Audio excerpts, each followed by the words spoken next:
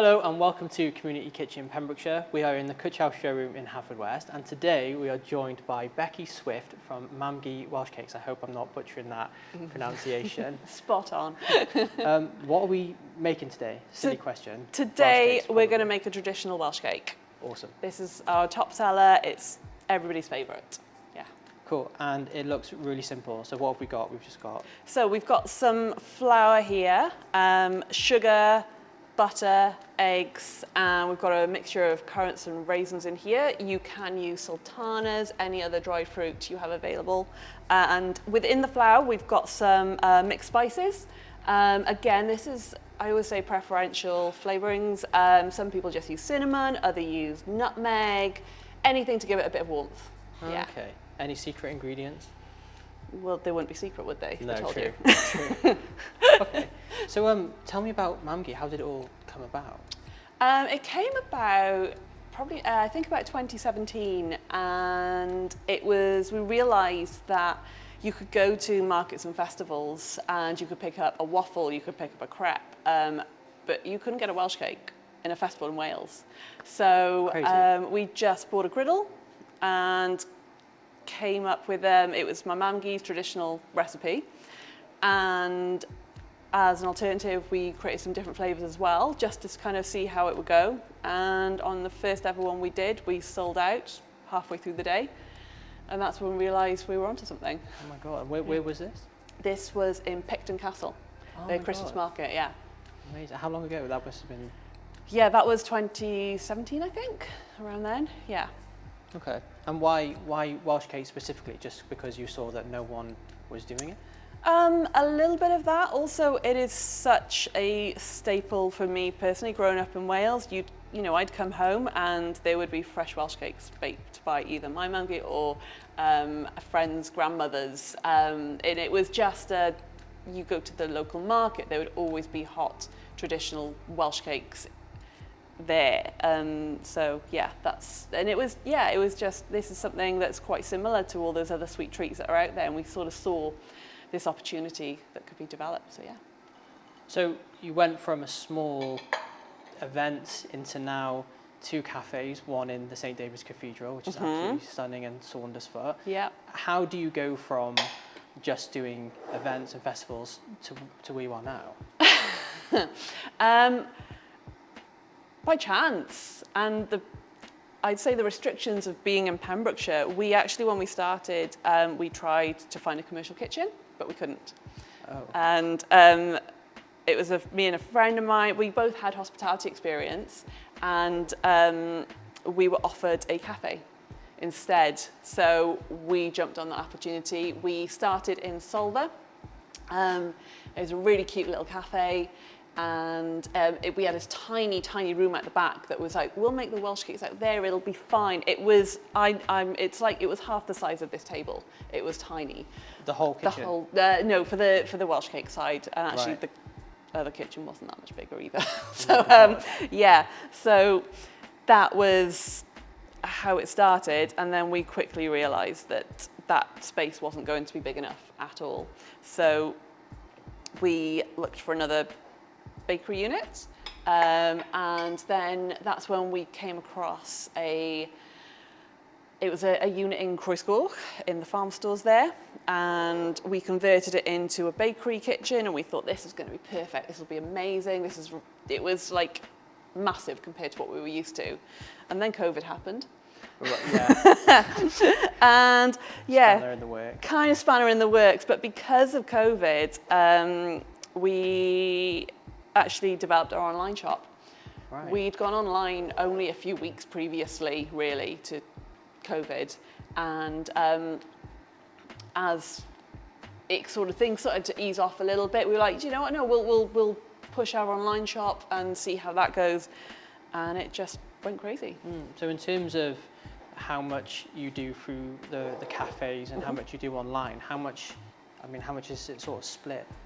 I would say, so between the cafes, they're probably 60% of our business. And wow, then so e-commerce is really doing e-commerce is doing amazing. Yeah, it is really well. And we've also got a wholesale side to the business as well. We sell our Welsh cakes to other companies, whether packeted or loose. But the e-commerce has, after COVID, it never really dropped off, which has just grown from strength to strength. Yeah. So how long were you in Solva for? And then when did that transition into St. David's happen? The transition to St. David's happened last February. We were in Solva for 5 years.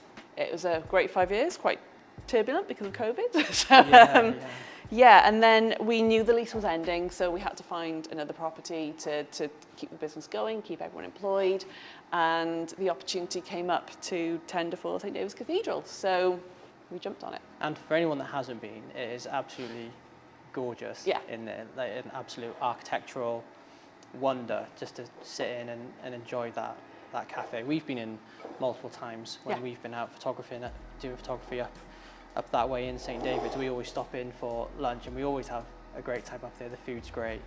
I mean, talk to me a little bit about all the different Welsh cakes you offer. I mean, we've got a bunch of different flavours here on the shelf. How much does innovating with flavours play a role in your business now? It's a really big part of the business still.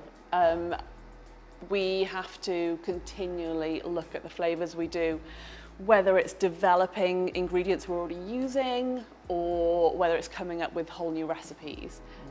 Because we want to keep everyone excited, we want to keep people coming back to us, and the way to do that is through innovation. Yeah, and what's your process for innovating? How do you come up with a new flavour? A lot of it is we will look and see what's trending, or just look and see what different flavours are out there. It's also very seasonal. Okay. So because our cafes are in Pembrokeshire, a lot of our business in the summer is focused on the cafes. Come the winter, that's when we focus on our online e-commerce. We launch seasonal boxes, and within that will be a variety of different flavours that aren't available the rest of the year. So at Christmas we do a mince pie flavour Welsh cake. Oh, wow. Yeah, that served warm with brandy butter is insane. That sounds so good. Easter just gone. This is a new flavour we've never done before. It was hot cross bun. We developed it. We look at what ingredients are in a normal hot cross bun, and then we go, how could this work in a Welsh cake? And yeah, there's a lot of trial and error. Some flavours work, others don't. Do you have any experiments that have not gone to plan? Oh, absolutely, yeah. I mean, have you got any you can tell us about? What ones haven't worked? I think... I mean, are there ones that you thought would have really worked and then just couldn't get over the line? We couldn't get right. Oh, that's a good question, actually. I think there are some, I know a lot, when we were first started, we got requested for coconut a lot. Chocolate and coconut, something and coconut. And initially everything was put in a Welsh cake. And that's when we realised trying to put the desiccated coconut in a Welsh cake, it just went to mush. It didn't work. And it was like, I was pulling my hair out, how are we going to do this? We were just starting out. Everybody was, you try and say yes to everybody when you're starting out. And then I had this idea of decorate it. Why don't we decorate? Nobody's decorated a Welsh cake before. And that's where this whole new concept that makes us stand out from other companies as well, is that bit of icing sugar, dunk it in the coconut, all of a sudden that's chocolate and coconut. Yeah. Yeah. So what about some successful experiments? I know you've got this cheese and leek Cheese flavour. and leek, that is definitely one of our most successful. Also controversial flavours because it's a savoury Welsh cake. Yeah, that's your only savoury flavour on your range at the moment? No, it is not. No. That was our original kind of dabble into a savoury Welsh cake. We also do a Mexican jalapeno flavour.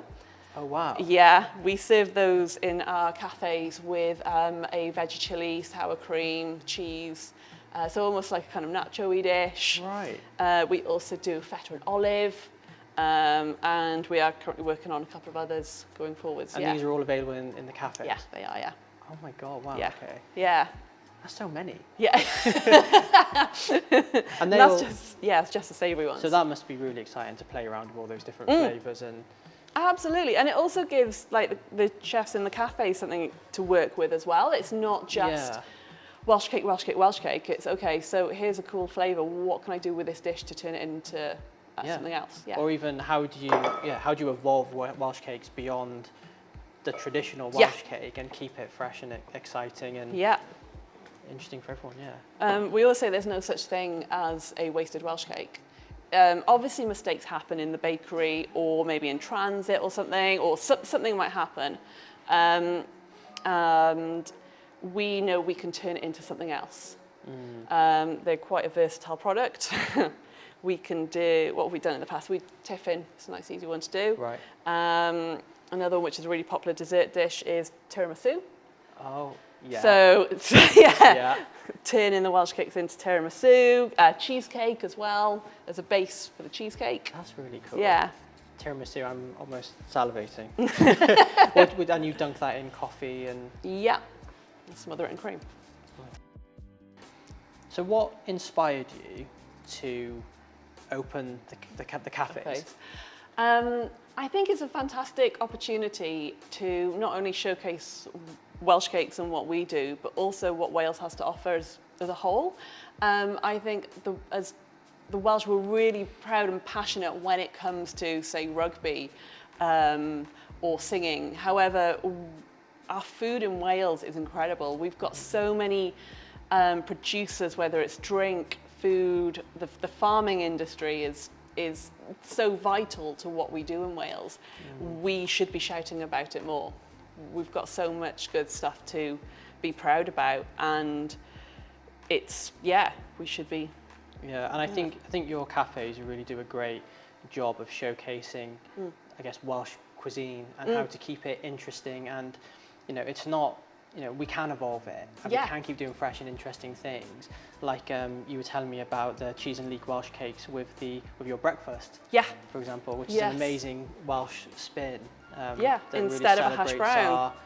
Our heritage and nationality, I suppose. And everybody knows about Welsh rarebit.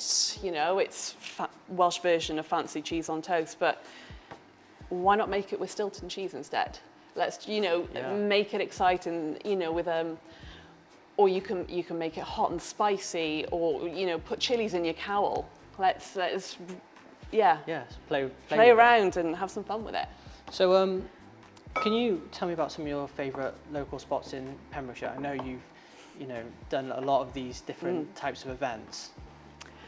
I would say my favourite spots in Pembrokeshire. I don't want to give too many away because you want to keep them secret. Yeah. I would say some of mine I love. There's nothing better. And I'm actually going to say on a bit of a blustery day, going for a hike up Carclady in St David's. Yeah. And those views around there are absolutely stunning. And I was going to say, everybody goes on about Barrowfundle Bay in South Pembrokeshire, but it is stunning. Yeah. It is absolutely stunning, and we have all of this on our doorstep.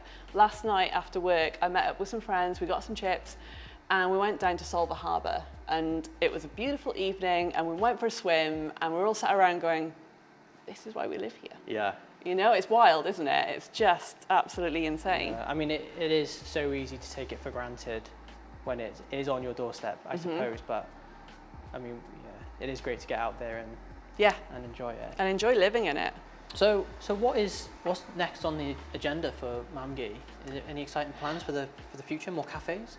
More flavours? Definitely more flavours. We're working on some flavours at the moment, which are really exciting. I'm not giving anything away because they're still in the really early stages of development. The one move we're doing right now, which we're really excited about, is we're moving over to regenerative flour. So we're looking at our environmental and sustainability side of the business and what can we do to kind of move forwards and progress with that.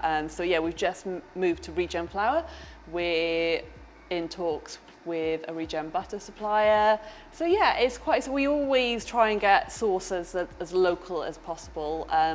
If not within Pembrokeshire, then Wales, and if then not Wales, UK. So that we're very, focused on that and to be able to become more sustainable. So what is regenerative butter and regenerative farming?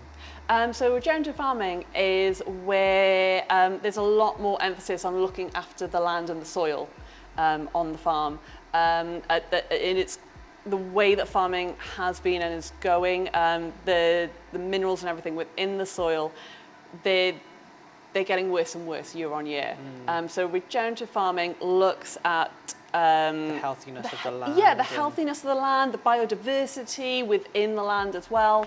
And it's about preserving that for future generations to come as well. So I guess it means higher yield crops, more effective farming. Yeah, absolutely. Yeah. Right, I see. And any other plans? What else is on the agenda for Mamgu's future? You said there are new flavours coming. You can't give me any clues there? No. Okay. And what about the online side of the business? I know you've got a lot of these seasonal packs that you do. Yeah. So we've done a couple of collabs within the last year. One with another amazing Pembrokeshire business, Barty Rum. Yes. That was a really fun one to do, and it's one of our most popular flavours now. Everyone always raves about it. We've also done a gin one within the Welsh Gin, so just north. And that was, really fun as well.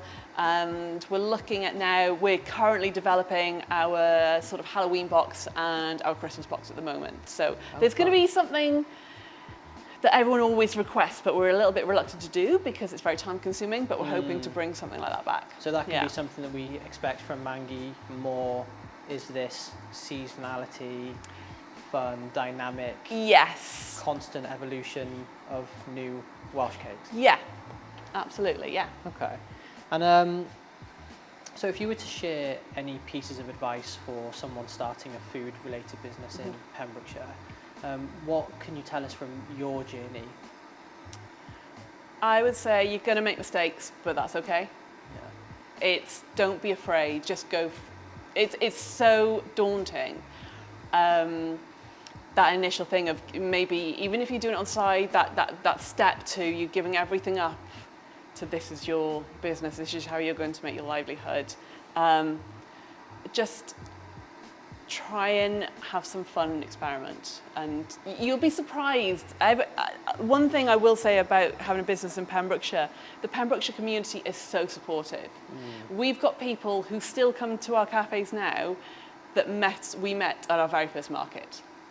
They will still buy from us, and I see them, on our e-commerce back office, you see those same names come up time and time again. It's a fantastic community to be part of. Yeah. So lovely. So if you were to redesign your home kitchen from scratch, what would you do different, or how would that look? Ooh, that's a really good question. I would, for starters, I've had one of these because this is insane.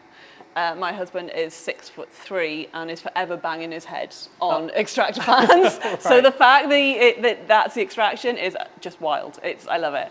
I would also... what are you working with now as well? What does your home kitchen look like now? My home kitchen, I've got induction hobs. I would say, I think induction hobs are massively underrated. I think they are just a really economical, safe way to cook.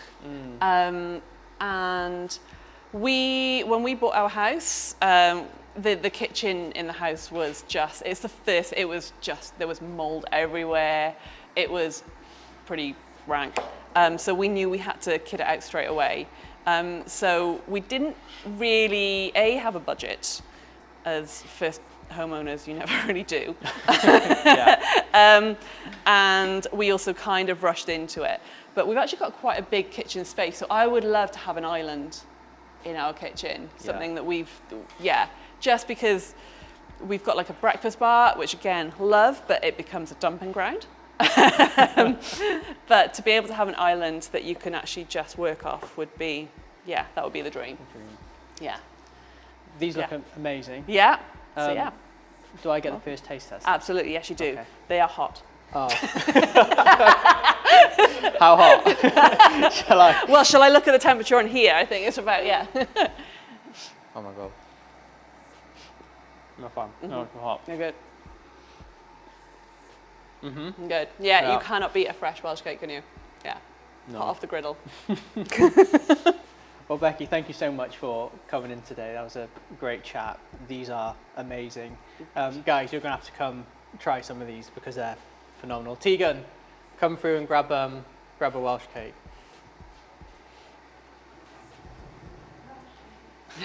And Dean as well, you need to grab one too. Yeah.